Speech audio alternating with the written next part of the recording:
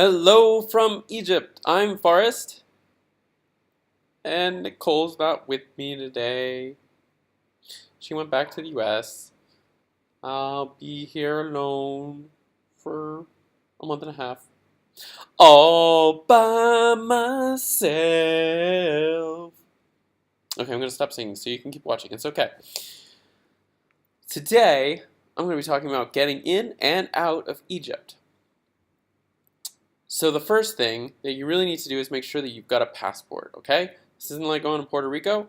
You are leaving the country and you need a passport.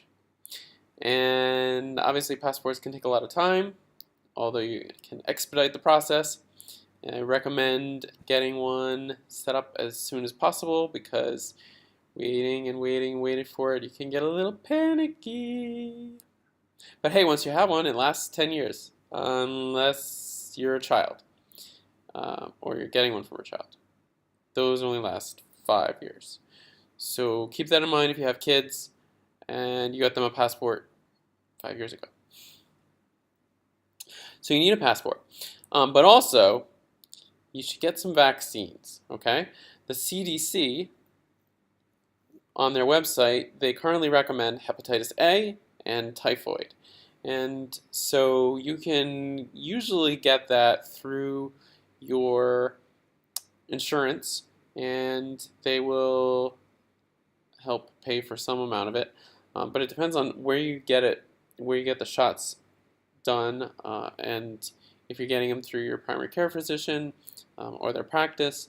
Unfortunately, some primary care physicians either they don't have the vaccines because it's pretty rare that anybody needs hepatitis A or typhoid, or sometimes if you're in a large like hospital group, then they'll be like, oh well, we have this travel doctor, but they're booked for the next like year and a half, and so we can't get you in.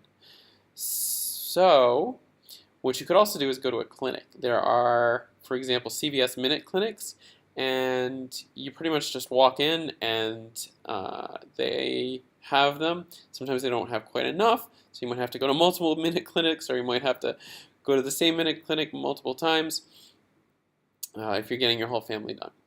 Now, hepatitis A and typhoid, those are pretty important because it is very possible that you'll get those, and they won't kill you, but it's going to be kind of you don't want to get those. Ugh. You feel like bleh. And there are also some optional ones that CDC mentions. One of them is yellow fever, but they're like, you really don't need this. We're just saying it's optional, but you really don't need this. And based on what I read, you really don't need it. So you don't need it.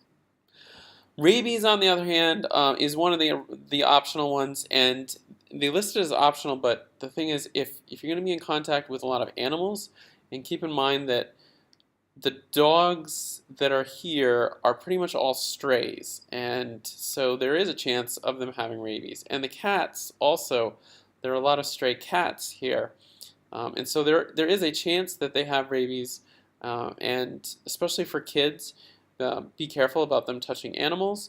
And so certainly if you're going to go to a farm, if you're going to go anywhere that involves animals, if you're going to be out in the wild, not that there's much of a wildlife in the desert, but anyway, if you're going to be in areas where you think you're going to be exposed to animals that could have rabies, especially animals that would have rabies, like bats, wild dogs, which there are lots of, wild cats, which there are lots of, then you should do that.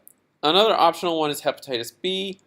And I would definitely say that that's very optional because the only way you're going to get hepatitis B is from body fluid transfer.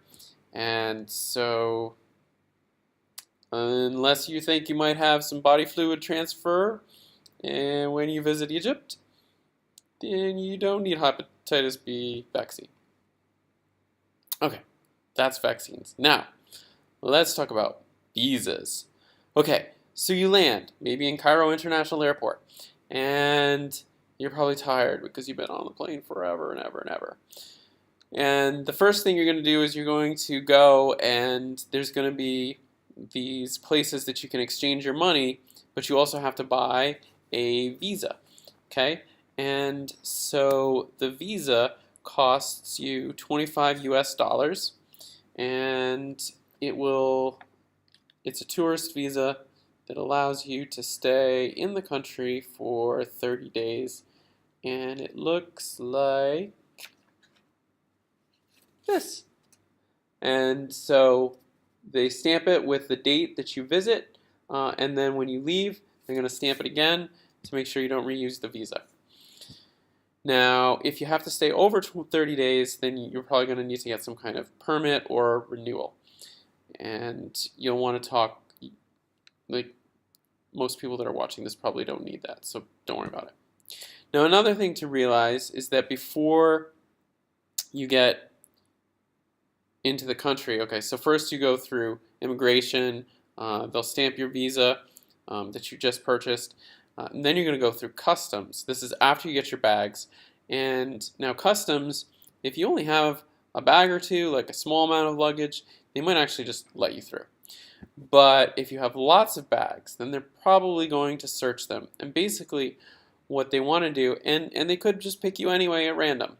I feel like you're more likely to get picked if you're, let's say, not with a family. But if you've got a bunch of kids, they're just like, yeah, you go.